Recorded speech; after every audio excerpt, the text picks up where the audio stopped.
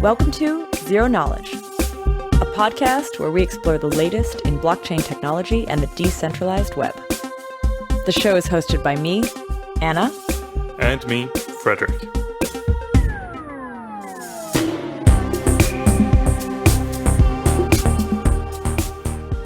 In this week's episode, we catch up with Lucas from Centrifuge to chat about the origin of the project, how privacy plays a role, and what it means to build with zkSNARKs today.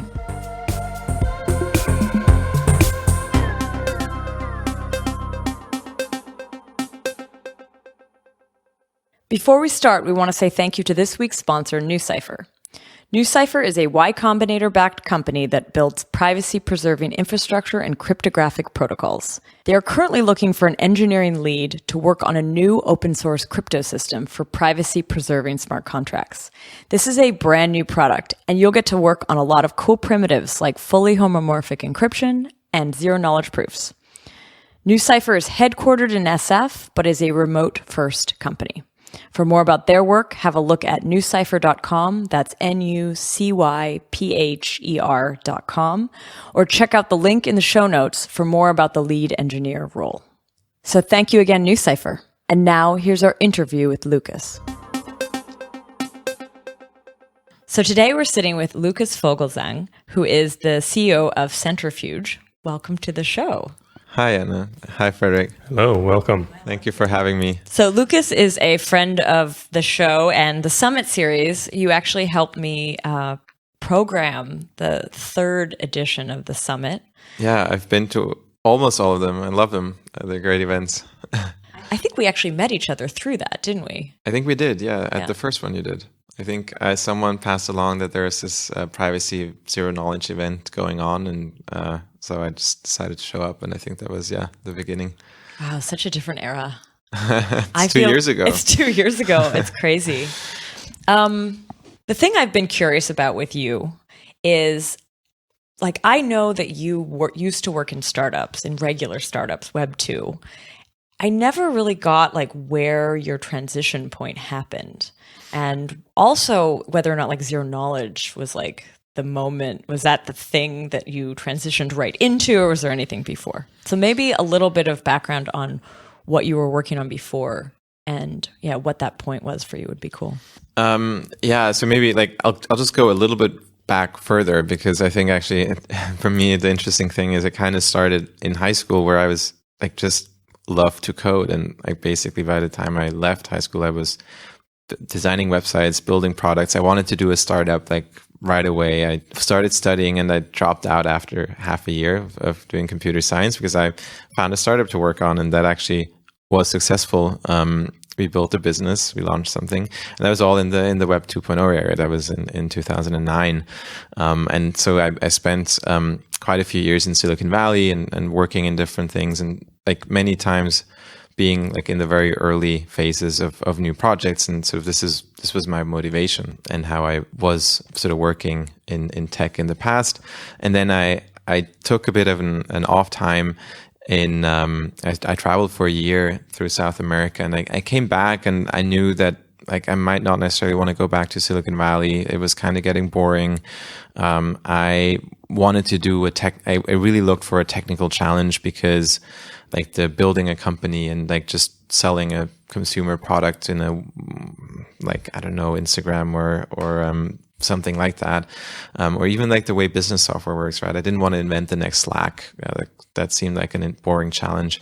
And so the thing is, I was sort of toying with two subjects. It was blockchain, decentralization, and AI. So for me, AI seemed much more sciencey and like a little bit, it still ended up being like a product that I probably couldn't relate to as much. And so I decided to go with blockchain first. And I actually, and so I realized this is basically brings me back into this open source community that I basically like learned everything in. I was like hanging out on IRC channels for like every night as a kid, and like learning to like find my way through the Unix and Linux environment, like setting up my computers and like sort of contributing to these projects. And so like coming into this blockchain, it's like, oh wow, like there's actually projects that don't just use open source software like a lot of the Web 2.0 startups do, but they actually like make their entire business model around developing open source software and found a way to make a business out of it, to find a business model that works, or hopefully will. The jury is still out on that. And yet, like in doing that, did you also find like the story of kind of dropping out of university and being a hustler and just getting into it and learning, like being very self-taught, I imagine.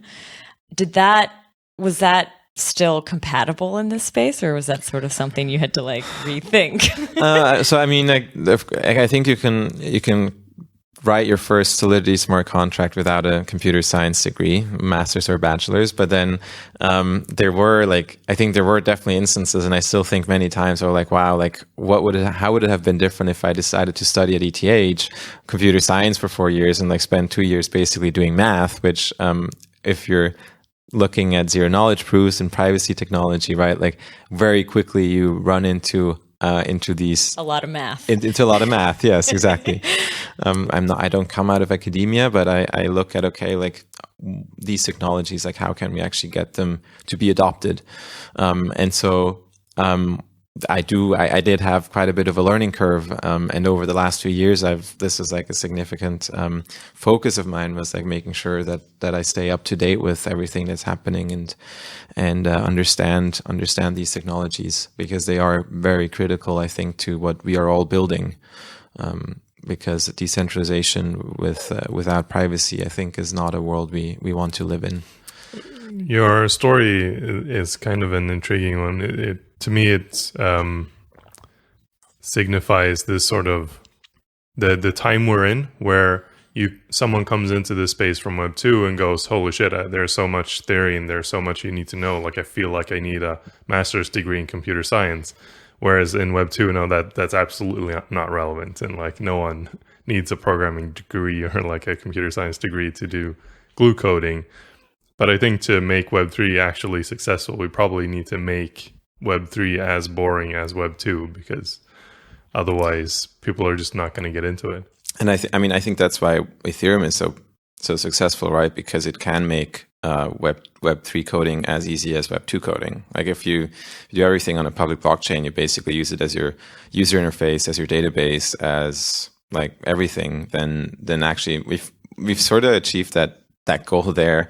The problem is as soon as you start to do anything more complicated, it either becomes extremely expensive to do everything on chain, or you have things like privacy issues or just a very limited functionality. But yeah, I agree with you on that. Yeah. I mean, I don't think we're completely there, but I agree it's a large step forward.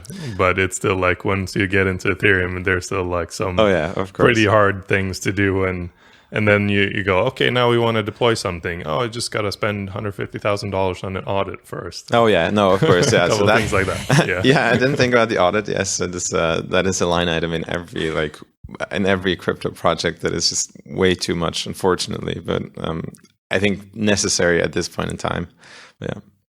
So what was your first step actually into the space then? Did you join Centrifuge, or was there another project before that? I always build things and start things. This is like I think third, or well, depending on how you count, I think the fourth project that I was working on from day one. And so like building a team and coming up with the idea, figuring out how to build it. And so with Centrifuge, that was actually also my beginning with blockchain.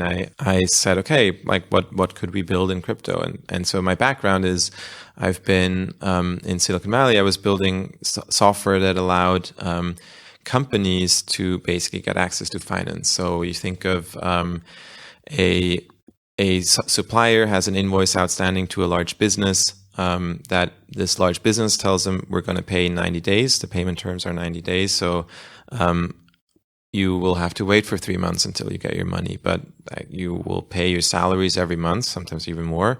You need to buy new goods. You need to invest in your business. And so what you do, you either have the cash on hand, but oftentimes companies do need to go to banks to finance these receivables.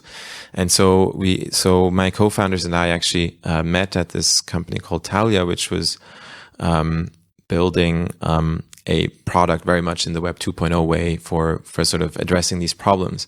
Is the process called stopgap financing or something like this? So it's called, generally the category is trade finance. You would have, like factoring is what you call financing invoices. Then there's like supply chain finance and like a few different terms. Okay. I would generally put it into like either factoring or trade finance. But yeah, so my co-founders and I were actually working at Taulia and doing this. So looking into like crypto, we saw a lot of opportunity to improve many things about how this is done, and specifically like this power imbalance between smaller companies and larger companies, or like a car manufacturer and a doorknob supplier, for example. Well, if the door handle supplier is a small, medium-sized business somewhere in the US, and they go to a bank, they go to their local credit union and ask for a financing on their invoice to the large manufacturer, they're still going to get somewhere between like 15-20% APR. However, if this big car manufacturer goes to the large banks and they just say, oh, we want money, they're going to get it for pretty much free, 2.7% APR or something like that, easily, LIBOR plus a few basis points. So that imbalance is largely there because this large company is big enough such that a bank would actually be able to adequately underwrite the credit risk, and they're big enough that it's worth doing that process and going through it and then giving them a competitive rate, because again, the buyer can also go, with a large company can go to many different banks and negotiate, whereas for a small business, you're typically not going to go to 20 different banks and get them to compete. Those banks won't even play that game because they know they can just give it to someone else. So this company that you used to work for, that was the problem they were trying to solve. So we were addressing part of that, and so the problem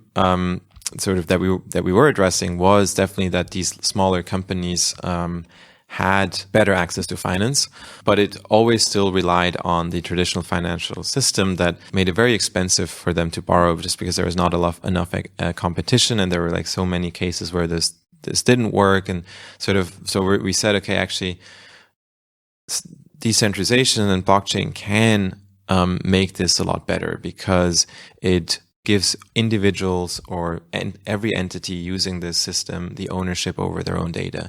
And that can mean that banks can now underwrite this information, not just based on the information that a large business is able to give them effectively, but also that smaller businesses can prove their transaction history, can sort of show what they have, and for banks to be able to do that better. And by that being a more transparent and open market, you can have more competition and therefore lower prices for the suppliers. Yeah.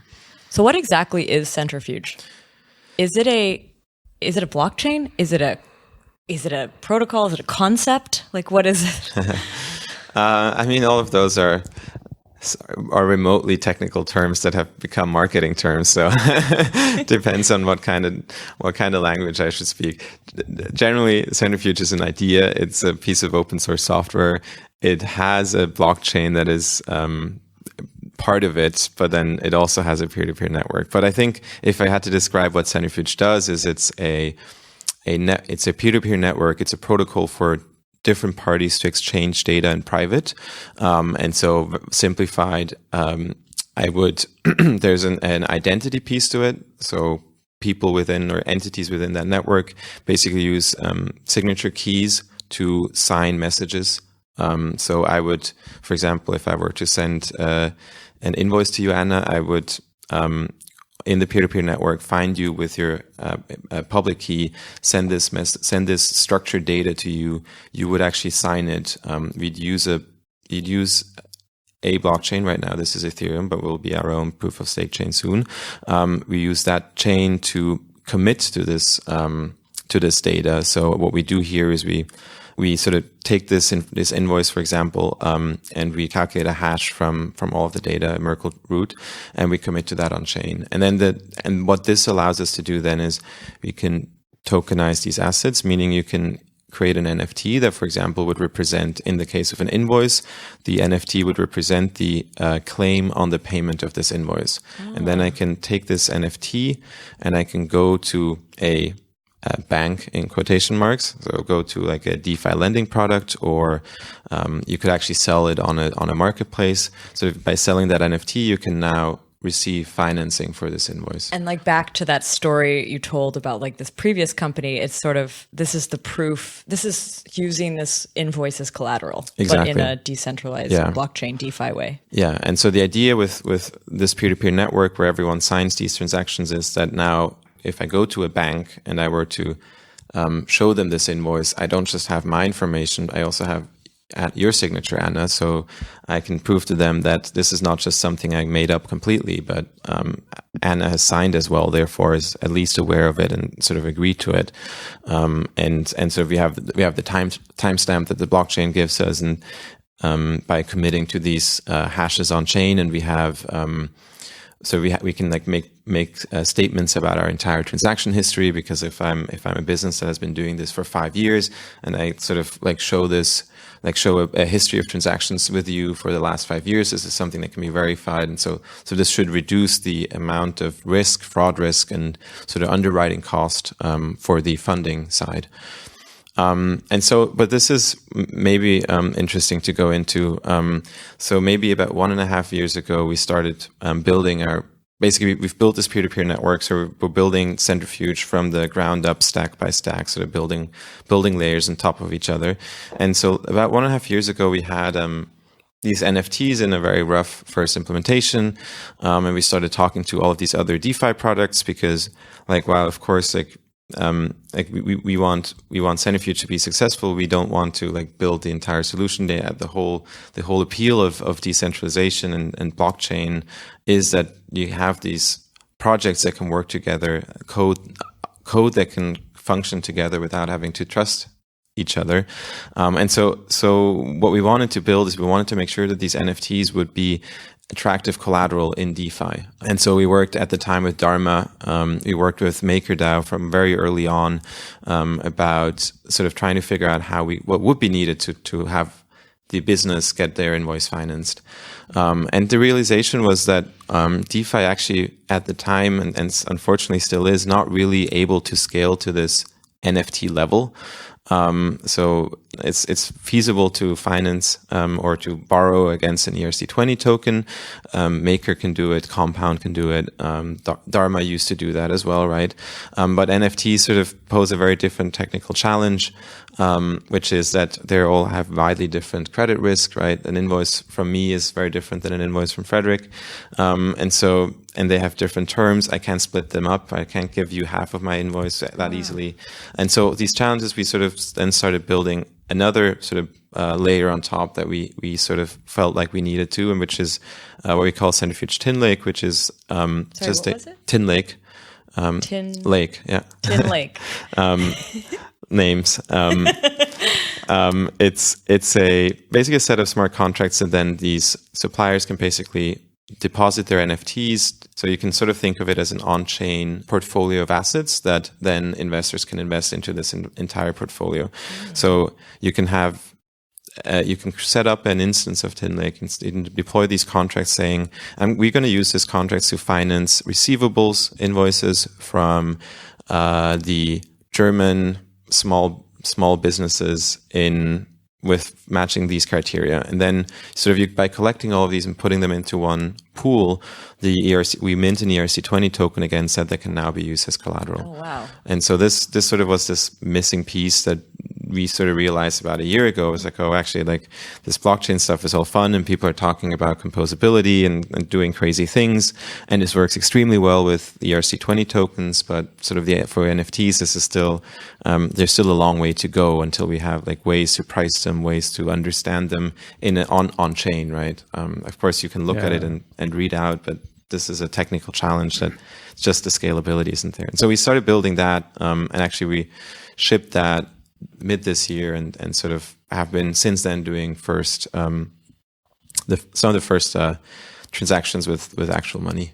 And so looking at Centrifuge is sort of this entire stack of going from messaging off chain to tokenizing assets to sort of be able to have ownership on chain, to then bundling them to make them understandable, financeable by others. And I think you hit the nail on the head with like saying it's about how you price these things, right? Where ERC20 tokens, it's still not super technically easy to price them. You need some sort of Oracle feed. You need to go out to exchanges and go, this is the price of this ERC20 token. But you can do it all in the same way for all of them. Whereas for an NFT, as your example with the bank, like the bank might want to take 5 years of history, like invoicing history, into account in how they price this. So you can't, like, it's not a, just a straightforward way you do the same thing for everyone. That kind of becomes, I wouldn't say it's like technically hard in terms of like code and implementation, but technically hard in like, everyone has a different opinion on what the price of this actually is. Yeah. So we basically, so on a technical level, it is fairly easy to sort of build this portfolio of assets and then issue an ERC20 against it, which is essentially what TinLake does. But then it also has, and so this is where it's going in the future. Basically, exactly this pricing information, like where it's coming from. The more decentralized, the more we have different entities that can do this, the better. Not just because we want to avoid centralization at all costs, but also because then by having that, you can sort of create competition for these assets, right? By having 2 or 3 different underwriters in this system who like try to provide pricing information and are incentivized to provide good pricing information, by putting up some sort of stake, by having a transaction fee on these financing transactions. By doing that, you can have this system where all the players are incentivized to sort of have an optimal result for the individual borrower, and the lenders. The lenders worry about having a low default risk and an accurate interest rate as much as the borrowers do, right?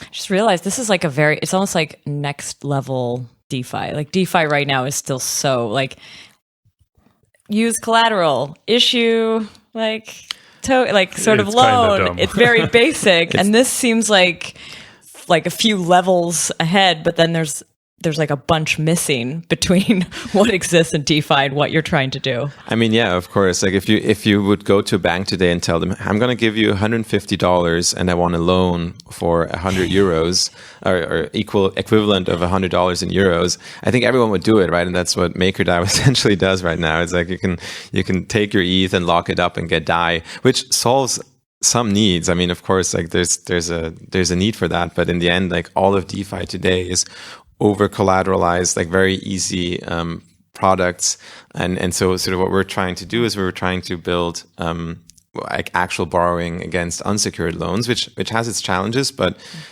I think those we can solve because of course, our current financial system had issues with banks not always being good about issuing loans and pricing them correctly, and the mortgage crisis exactly was a little bit like that was definitely something an example. Almost like it's this sort of like adding them together, changing the risk profile. Yeah, and then mostly also hiding it and making it extremely complicated to assess this, and I think that's where the transparency or the code that can sort of enforce these rules in blockchain can help us prevent it. It will still require people to think about it, but at least it can be made visible and it can be shown that like those assets are way too over leveraged, and if something happens here, then like this whole system is going to fall apart. So these things, I think we can make crypto a better thing, but definitely, I mean, the crypto is not used for lending, but if you look at the economy we are in, it would not function without unsecured lending. Like a business overexpends itself constantly.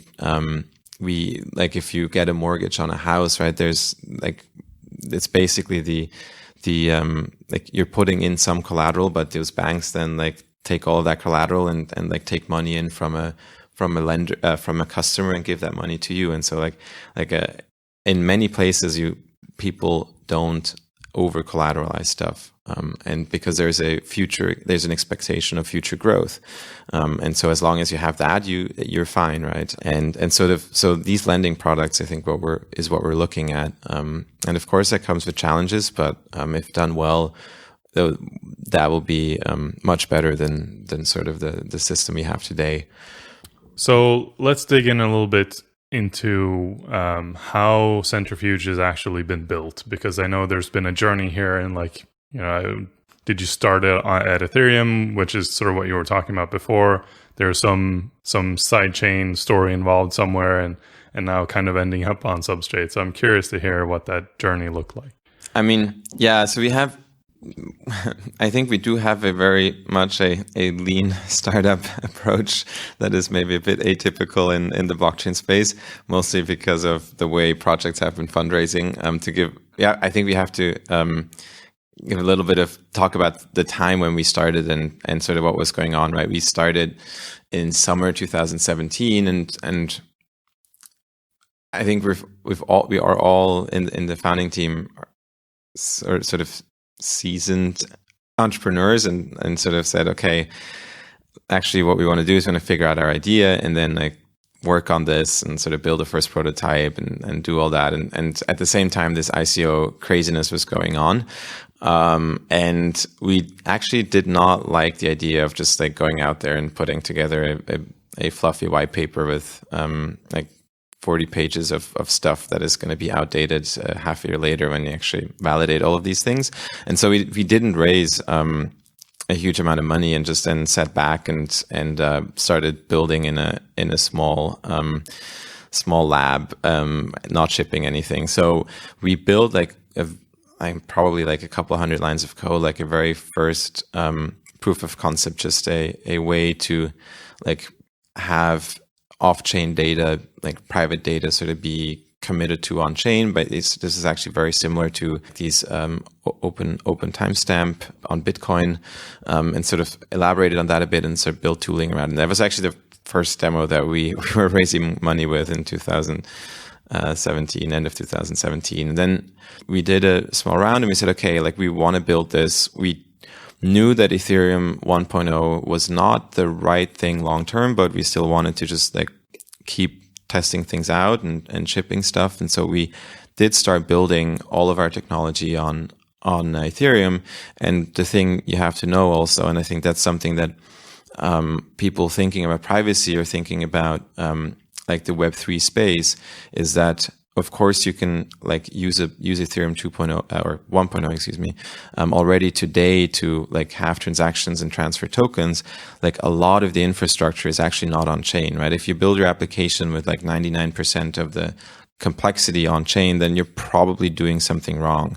In most cases, you need a vast amount of infrastructure around it, and so we didn't actually build. We didn't really care about what our blockchain was going to be, because the challenges we had to solve first is how do different nodes discover each other on the network and exchange data in private, because you cannot just upload that to a centralized server and then say, oh, but we have the blockchain that keeps track of it. So sort of the focus first was just building this peer-to-peer network. And the stack for that was actually, at first we were looking at Quorum and how they did their private transaction layer, actually reused some of that code, and then realized, no, this is not really a good fit. And then we switched over to using libp2p, which at the time was just being pulled out of IPFS as the sort of network abstraction layer that gives you a peer-to-peer network. And I'm actually very happy that this is now sort of becoming the de facto standard, at the time where we were probably one of the first Go projects seriously looking into how to use it. And so sort of this was our approach. And we said, okay, probably we will move off of Ethereum for some part of this. We did write a white paper at some point that sort of went into this sidechain idea, because of course you have to at some point talking to investors and sort of also define yourself in the market. So we went through this exercise, but then still it wasn't sort of the first thing we did until really I would say 9 months ago, when it started to be clear that we want to grow faster than we can on Ethereum. And so to put things into perspective, a potential customer of ours, for example, a software provider that provides e-invoicing products to suppliers and buyers, they typically have, like a low number would be a few thousand transactions a day. And so if you think about that and you think about ETH 1.0 and the transaction throughput there, like one customer can already pretty much like fill every single block that we have on Ethereum. And so that's sort of when we said, okay, so we've done this core product, not sort of addressing privacy by moving a lot of data off chain, addressing sort of the needs of businesses by having a peer-to-peer node that is very tightly coupled to the application on chain, but not solving for scalability yet, and also knowing that sort of the privacy primitives we want to use on Ethereum are sort of kind of outdated. So that was another consideration for saying, okay, like we want to actually be able to start building a chain that has optimized cryptographic primitives for doing stuff in zero knowledge. And so we went through a couple iterations. We looked at Cosmos, we looked at other chains, we looked at Quorum again, though definitely not something I'd want to use for that right now. And then Substrate. And so it was an interesting point. I think even now we're kind of quite far ahead with sort of using Substrate and looking at our timeline. I think we will end up launching quite a bit before Polkadot goes live. Nevertheless, for us, we said, okay, actually comparing Wolfstein was the decision of the two, Cosmos and Substrate. We liked the developer experience and the tooling better of Substrate. And sort of Polkadot didn't even play a big part of that decision. So our strategy was we want to launch with a proof of stake network and basically solve these scalability challenges that we're having now to then in a sort of a second release when we've moved over a lot of the infrastructure that's on Ethereum today into Substrate, into our own chain, then like sort of start building on top. It's really interesting to hear that you'd be launching before parachains on Polkadot exist, because that's actually kind of an intentional thing from Parity's side, right? Where we actually we're going to build Substrate and then we're going to build Polkadot on top of Substrate. If we just built Polkadot and built out the basic thing, we'd probably be done a year ago. But because we decided to build Substrate first, like this is the thing that's actually now getting to a point of stability and is a thing that you can actually launch something on. And Polkadot is kind of going a bit further down the road. So for us, like deciding to launch on Substrate was actually really just this goal to start building with something. And we looked at sort of the tools out there. We're not a blockchain company, as in we're building new technology for how blockchains should work. I think we're building new technologies for how people can interact together in privacy. But sort of for us, with a blockchain, of course, in a decentralized way with open source software. And so that requires a blockchain. And because of that, we decided to go with Substrate. The appeal to that and where I actually also see where this Ethereum 2.0 is going to is we see right now Ethereum as the market leader and everything exists within one chain. And it's extremely easy to move your DAI from Compound to Maker and then to Dharma and then go and put it into your Gnosis multisig. And all of that is extremely simple and leads to a great developer experience, but it doesn't scale. And even if we manage to scale Ethereum 2.0 to by a factor of 1 million, all of the world's computation couldn't happen on Ethereum, right? And so for that reason, the way I see this world changing, and by that I mean the blockchain world, is I think whereas right now it's very hard to trust other chains, and it's not a very common thing to have assets come from other chains or transactions come from other chains. We will invariably end up in this. And so there's like in the web world, there was this shift in thinking as well, when like everything went from sort of being synchronous and like you had one request that went to the server and that single request was served by one application and one like huge stack. And now like if you post an update on Facebook, you probably have 50 different services communicating like in an asynchronous manner. And you have 20 different databases that get updated. And then there's like some magic happening that sort of reconciles all of this, right?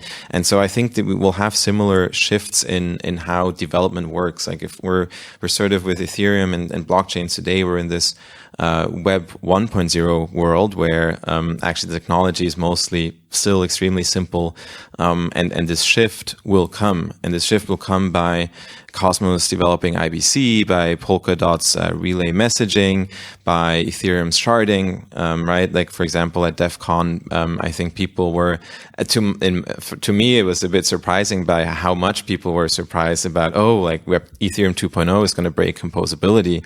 I think for me, that was like a very, a thing to expect. Like, of course, yeah, we're going to have like multiple ledgers and multiple systems that need to be asynchronized, and transactions can't be atomic anymore, and you have to like do a two-phase commit or things like that, right? But we solved all of these, not all of them, but we solved a lot of these problems in other systems, and so we'll just have to like sort of get used to that. So from that perspective, our decision then was to launch with Substrate, build a fairly simple proof of stake network that's using the standard grandpa babe consensus mechanism. And so this is just this first place, and we're like bridging this into Ethereum, because of course DeFi happens on Ethereum, and like our NFTs should in the end up there. But sort of this has been the strategy to just like start there and see how this single chain universe right now within Ethereum is going to change into a multi-chain universe in the next couple of months, hopefully, or maybe a little longer. We'll see. So next up, what I want to talk about is kind of privacy, and talk a little bit more about your involvement with zero-knowledge proof research and how that can be incorporated into the Centrifuge model. I think before we go into the zero-knowledge stuff, though, let's talk about the privacy part, because businesses trying to do business on chain, it's not like privacy would be nice. It's like it has to exist, and it has to exist in a relatively complete and easy to use way for them to participate in it. And I think your business definitely falls into that category. I mean, so I can explain a very simple reason why for businesses it's an absolute must, I think. So like as an example, if you have a coffee roasting company and they buy coffee for 1 million euros a month, and they sell coffee for 2 million euros a month, and they have 2 employees. So now okay, they make 1 million of profit a month minus salaries of maybe like, I don't know, 100 maximum 100,000. So their profit margin is 900,000. As if I now am a buyer from that coffee roastery, I would tell them, look, guys, I know you're like cost is probably not more than like 1.2 million euros a month. And so why should I buy for you for 2 million euros a month when I can negotiate that price down to 1.2? And so like, basically, like if you think of a business doing business on chain, like having this, like there are very few markets where this is actually transparent, right? Like in most instances, like this is your most private data.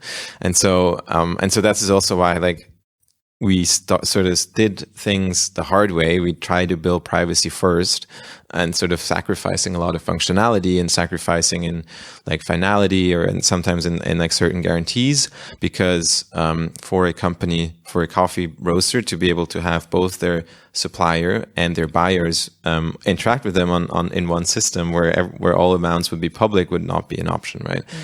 And so, I mean, maybe talking about the transparency aspect, I think this should be done with voluntarily providing this information. I think if we build systems that force you to be public by default, then you can never protect basically yourself from this public information being abused, right? And used against you. And used against you, exactly. But then I think we have plenty of tools that will actually make it quite simple to then voluntarily disclose. And so, for example, this my example with the like 5 years of transaction history, you can actually do provide a proof that you've been in business for 5 years by providing these signatures of documents, these transactions of documents, and doing so by limiting the disclosure of information as much as necessary. Like going back to your coffee roaster example, just to keep on that narrative. So coffee roasters want the like the profit margin kept private. So how much they spend and receive should be kept private. But say they needed a loan and they wanted to prove somehow that they've paid their invoices for the last 5 years, they could still have that sort of transparency and guaranteed validity. Yeah. So, I mean, and I think that's where like zero knowledge proofs become extremely interesting. So sort of the thing we've started with was basically a way to create this data. And now that you have this data that you can verify that the point in time it was created, who signed it, meaning who attested to it, you can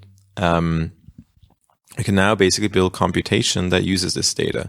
And sort of the first thing we launched with was actually not doing that with zero knowledge proofs. It was basically, so this idea of tokenizing a payment obligation from an invoice. That means that you have this off-chain invoice that has fields like the line items of an invoice, so what exactly you sold. It has the tax information, it has the delivery address, it has the buyer, it has the supplier, it has the amount and the due date. If you, however, want to go to a bank and sell them an invoice, really the only thing they care about is sort of the due date and who's the debtor. So I could even just say, as a supplier, I have this invoice for 500,000 euros worth of coffee. I want to sell this to you. Here's a proof that this NFT is basically linked to this invoice that's worth 500,000 euros and will be paid in 90 days. And now the bank can look at this information without actually getting your entire invoice information. And so we've sort of built our like off-chain messaging protocol based on that. Right now, this is sort of what we're live with, is that these NFTs can be minted with this metadata that is verified against these off-chain transactions. So we call those anchors. So the on-chain anchor that commits to the message off-chain, to the document off-chain, but in a second step, and this is where we're moving towards zero knowledge proofs, is that of course now instead of revealing just a subset of fields from of an off-chain document, you can actually have computation that would give certain statements about this off-chain information, but doesn't reveal the data that was used. And so to take this invoice example one step further, if there was an underwriter, someone that was willing to rate different businesses for a credit score, then you could, for example, prove to the bank that your invoice is made out towards a business with a certain score, but not to which one. And so you can have an NFT that basically is minted by providing a zero knowledge proof that verifies that this invoice matches certain criteria. For example, who the buyer is and that buyer has this rating, but then I don't have to reveal the buyer just to prove to you what the rating is. Wow. And so you could do that. Or that's a fantastic. I'm always looking for sort of more examples of this, like zero knowledge for this transparent privacy combo. And this is it's a sophisticated one, but it's cool. Yeah. It needs a bit of setup and it needs a lot of explaining around how the system works. But so essentially, right, like today, you would give the bank your customer list, and then the bank would ask a credit rating agency, hey, like what are the ratings of these companies, and then look at it and do this calculation themselves. But that leads to like you giving up more information that you want. And so like whenever we look at these challenges, we always say, okay, like how can we build this in a way that by default no information is leaked at all, and that basically the suppliers can weigh for themselves how much information they're willing to give up. And so a credit rating probably gives you a good price. Maybe sometimes you need to reveal who the name is, and sort of giving this optionality, I think, is crucial, right? Cool. So I want to hear a little bit more about like the actual zero knowledge work that you're doing, what kind of systems you're playing with, what kind of tools you're using. I know from ZCon 1, you were presenting with the Socrates team, and we've had Socrates on the show. We had Jacob, I think last year, like a full year ago, talk about what Socrates was and how it works. But I'd be curious to hear, like, what is your involvement with Socrates and what are the tools that are actually built into the Centrifuge stack?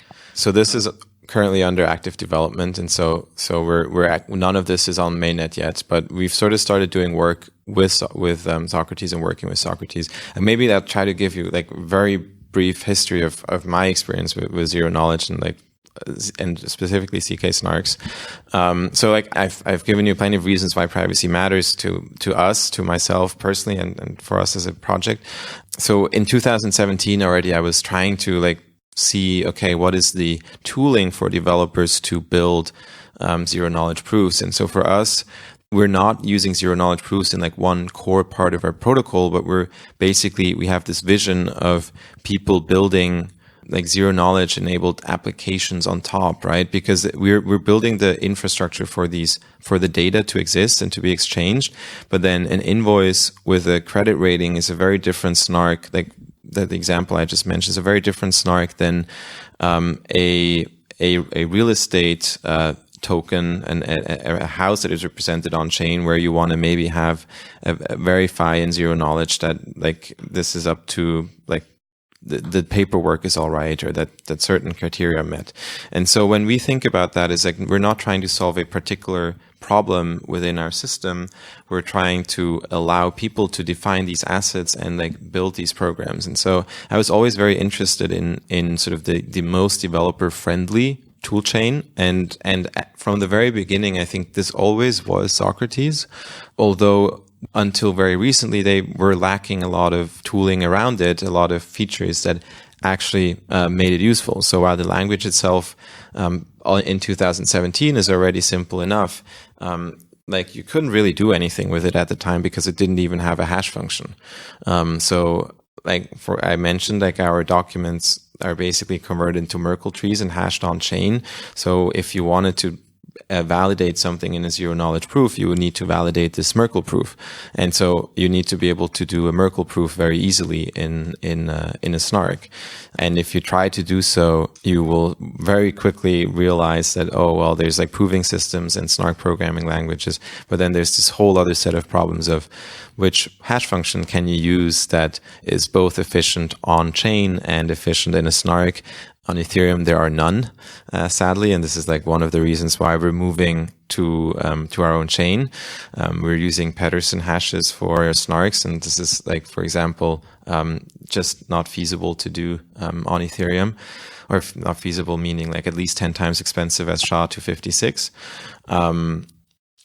We're using like specific signature schemes that again are easy to verify in a SNARK, and so going back to like my history, like those tools were all missing in 2017, and like at the time Zcash at ZCon 1, I think they started introducing their new crypto, which I'm sure you've done a podcast about, right? They've managed to cut the transaction time in Zapling from 45 seconds roughly to 4 seconds. And that was not done by using a better zero knowledge proof. So for the most part, it was done by heavily optimizing the cryptography used in SNARKs, meaning those the jub embedded curve. And so sort of those are sort of the parts around the proof system that are really important, that really make a difference. Yeah, I think we did talk about that in the Zuko episode, episode 50. Yeah, we went over it. Okay, cool.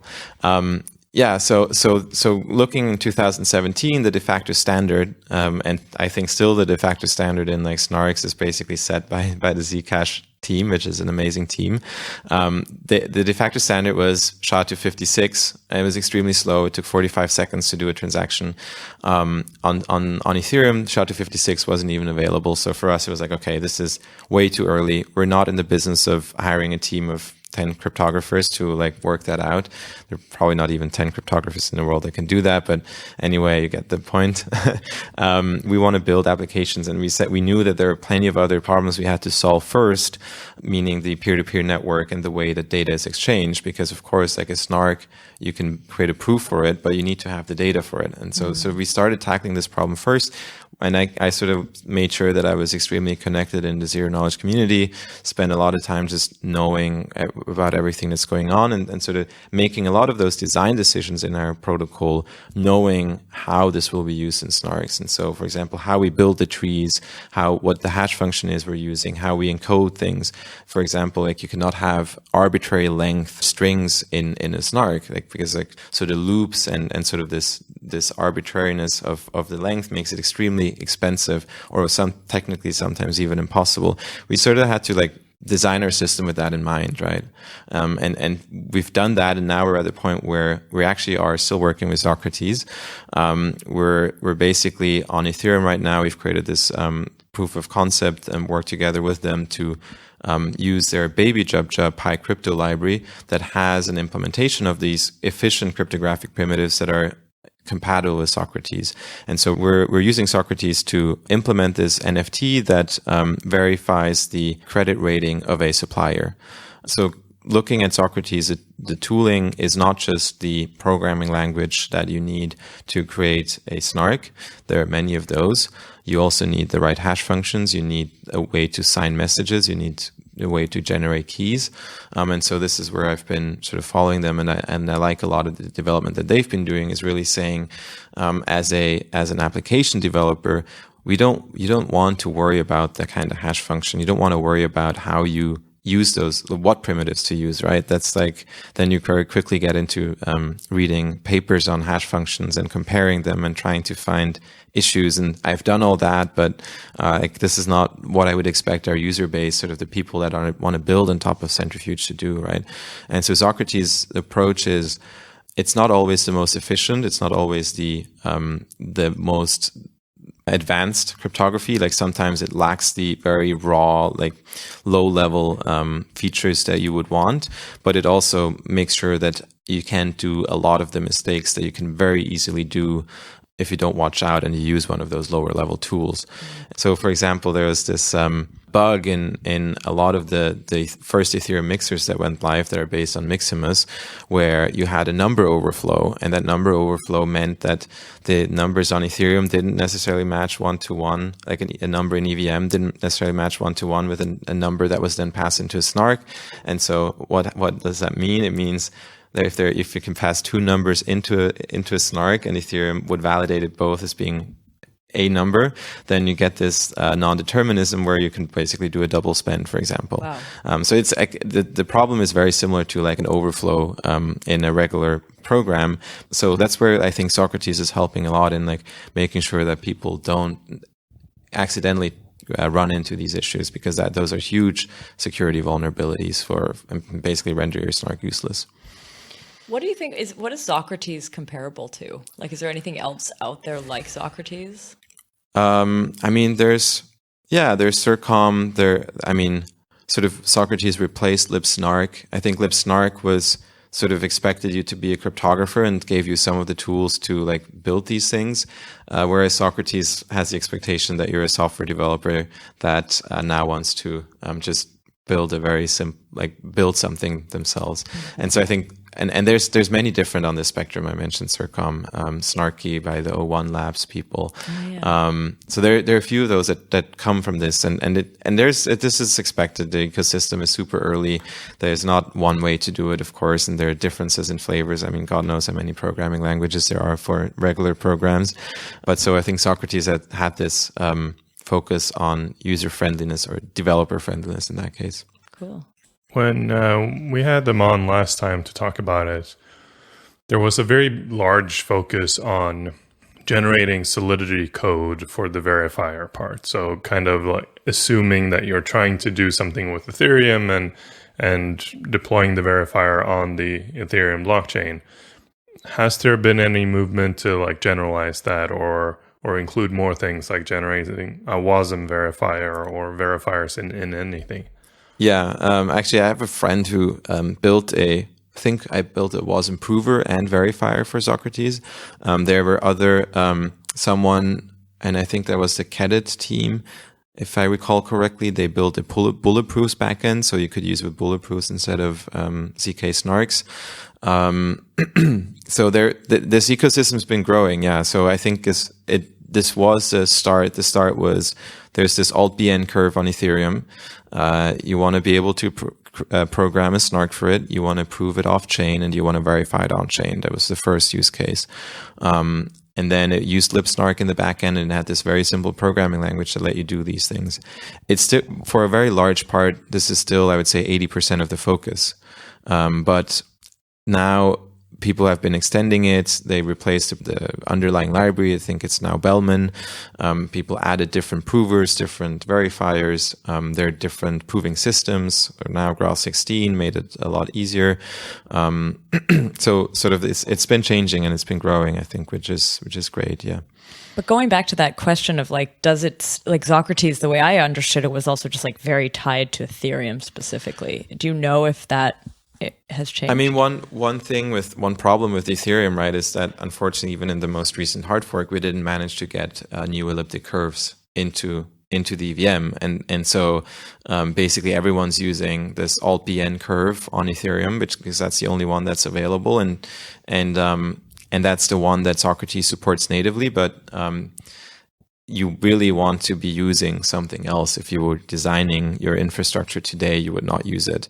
And so Socrates still solves that use case where you want to build something with Ethereum, but they've, for example, the bulletproofs backend, like sort of creating this modularity in the proving backend is something they've worked on, and I think is getting better now. And so for us, actually, it's not a constraint for us anymore. We know that if we want to plug in a different backend because we want to be on BLS 381 is one of the curves, then we can do so. Yeah, and I think if there's a WASM backend, then it becomes super general, and like you can deploy it, like because it's an entirely computational thing, you don't have to make any assumptions about your environment or the data layer or anything. So you can just, if it's a WASM blob, you can deploy it on any WASM chain. Yeah. So we actually started looking into Bellman is luckily written in Rust, so the backend, all of Socrates is written in Rust, which is what all of the current crypto seems to be written in, or at least a large part of it, and so that compiles very easily to WASM, right? And so actually for Socrates, it's definitely an option, and I think something we're thinking of doing ourselves is developing this WASM verifier, at least, right? You care about the verifier in a blockchain concept for the chain, for WASM on the chain, but then actually what people have also been doing from the very beginning is if you want to create a proof and you don't want to require your users to download software, which is not as important for us because this is like a B2B, like not a user interface, but like more of an API that people use. But for like for example, a mixer like Miximus, having a prover in WASM allows you to have the browser actually create the proof, because now you can run that. And I think so. I'm not sure if Socrates is the preferred tool that people use for that, but there are, I would think Circom or zkSNARKs would be one that actually very easily integrates into like creating these proofs with JavaScript now, right? And so now you can have the browser create this proof and submit it to Ethereum with Infura or whatnot. I mean, everything that you're talking about right now, it's moving incredibly quickly. We're hearing, I mean, especially in the zero knowledge space, maybe not only in the zero knowledge space, but like recently in the zero knowledge space, we've been seeing so many new papers coming out, so many new paradigms, and we're all kind of on edge waiting for like what's going to come next. And I've heard from other teams where they're very tentative in actually deciding on any particular system because of this change. How are you actually how are you developing a product, like a full project using some of these things given the speed at which it's changing? I mean, the thing again is like usually the snark part is actually a very small part in infrastructure. The same way that your smart contract is very tiny, like you end up building a lot of tooling around it to make it usable for the user. And so, I mean, that's why we focused on that, because when we looked at this in 2017, it was like, oh, we're not gonna like develop our first snark on day one and then like build everything around it. We said, okay, no, like we need so much other stuff around it that we can like start with that. Like it really is. So right now it would be a full-time job to like keep up with all of the papers that get published and all of the like new proving systems that are coming out, and so now you have like upgradable trusted setups. You have universal trusted setups. You have proving systems without trusted setups, and so I think this will significantly change the experience for how you develop these things. But I think the infrastructure around it is going to largely stay the same. And so for us right now, we're basically saying, we're definitely not picking one of these like 6 months old papers and are going to implement it. I think it's already the fact that Zcash is the only project that is using SNARKs. Really, not the only project, but pretty much the only project. At least they were in the beginning. I mean, this is like compared to like any of the cryptography we use in other places in this industry. This is extremely immature, right? And so I'd be like very careful with what's happening and like definitely wait and see. And I think this will take a good year or two more until I think this recent wave of new technology coming out, like for people to actually understand it well enough to like break some of the first ones and have an idea of what's more secure. And for us, like we launched on Ethereum knowing that probably it's not going to scale and solve our needs. We're probably going to also ship like something using zkSNARKs with trusted setups where I'm pretty sure I would bet on the trusted setup the way we know it now, probably not being the way that it's done in the future, because it is a huge issue. It's like doing this ceremony is a lot of hassle. And if you had a universal trusted setup, that would make it so much better. But the reality is the market needs to even academia needs to still figure out, like, are they secure? How can we use them? What are they broken? Or maybe even there's a better version. So I think wait and see a little bit, but also just use what is sort of established today, which I think is just the crypto that zcash sapling is using. They've shipped that, and they're not really innovating on SNARKs at the moment. They're publishing papers, but like if you look at their development roadmap, actually the challenge for them now is scaling this and sort of making sure that the tooling around it is ready, and before they run into the next technological barrier on the zkSNARK side, is probably still going to be a bit of time. And I think so we're at this point where, like the same with Ethereum 1.0 and 2.0, where we have this system now that we can probably do a lot of stuff with and expand on. Cool. Well, listen, thanks so much for joining us on the show. Yeah, thank you for having me. Thank you very much. I think it's really cool to actually talk to a project that's building with all of this in mind, sort of from the ground up. And I want to wish you a lot of luck with it. Keep us posted. Yeah, thank you. All right. And to our listeners, thanks for listening. Thanks for listening.